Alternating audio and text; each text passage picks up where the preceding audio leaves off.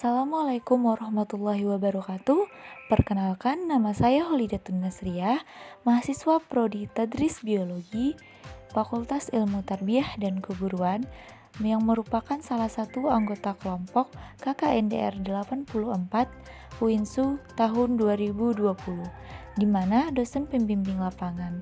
Saya adalah Bapak Dr. Muhammad Furqon, SSI, SI, MKom, SC.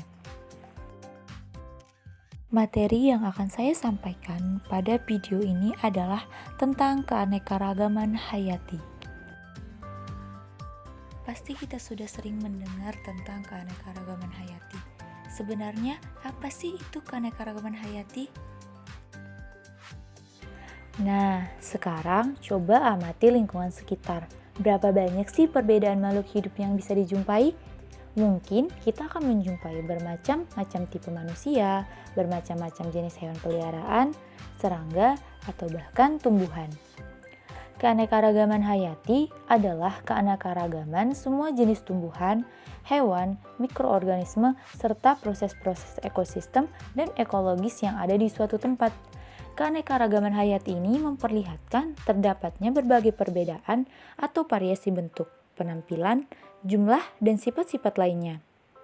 Variasi terbentuk mulai dari satuan tingkatan kehidupan terendah hingga yang tertinggi, yaitu mulai dari tingkatan gen, jenis, hingga ekosistem.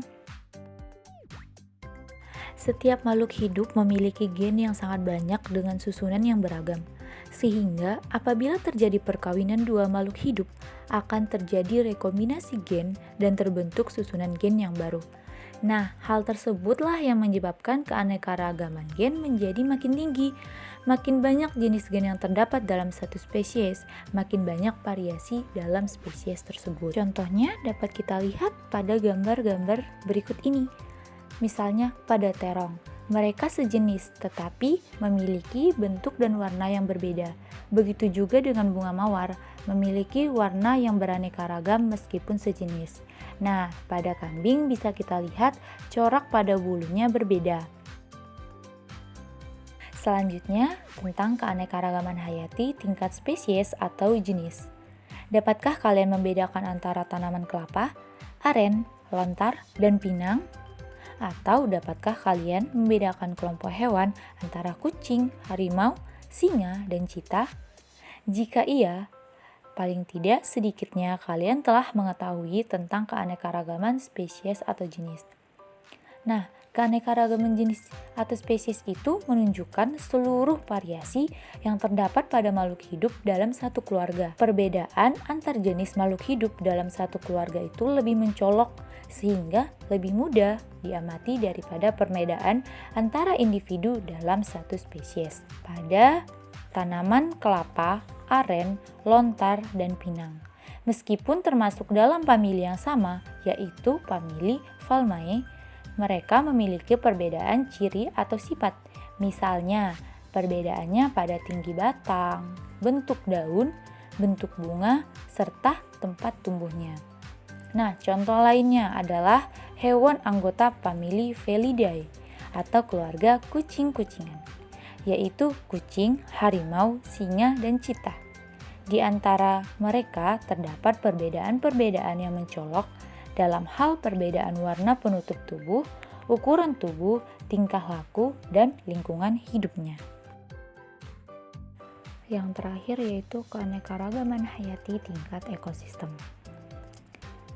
Keanekaragaman flora dan fauna yang khas yang menempati suatu daerah akan membentuk ekosistem yang berbeda.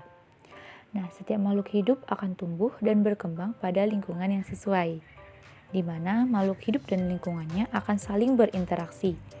Perbedaan kondisi komponen abiotik pada suatu daerah menyebabkan jenis yang dapat beradaptasi berbeda pula. Akibatnya, permukaan bumi dengan variasi kondisi komponen abiotik yang tinggi akan menghasilkan keanekaragaman ekosistem.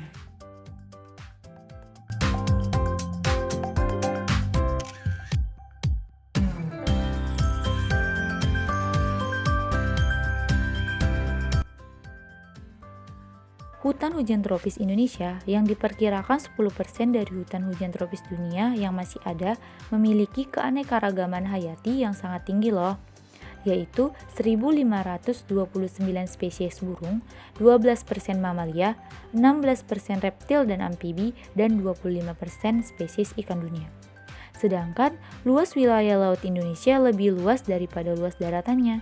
Pantai yang mengelilingi pulau-pulaunya sangat panjang, yaitu sekitar 81.000 km dan merupakan pantai terpanjang di dunia yang dimiliki oleh suatu negara loh. Indonesia juga memiliki hutan mangrove terluas di dunia loh, yaitu antara 2,5 sampai 4,5 juta hektar.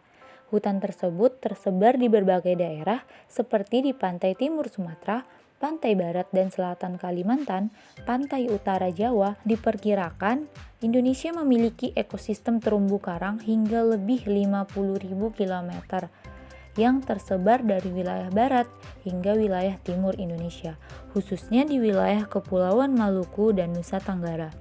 Sekitar 18% terumbu karang dunia ada di wilayah Indonesia. Setelah kita mengetahui keanekaragaman hayati itu apa, kita juga harus mengetahui dampak ulah manusia yang menyebabkan kerusakan dan berkurangnya keanekaragaman hayati yang ada loh. Penebangan liar dan pembakaran hutan yang terjadi secara terus-menerus akan menyebabkan berkurangnya variasi hewan dan tumbuhan yang ada, bahkan akan mengalami kepunahan. Jadi, mari kita jaga dan lestarikan keanekaragaman hayati yang ada di Indonesia ini, terutama yang ada di sekitar lingkungan kita.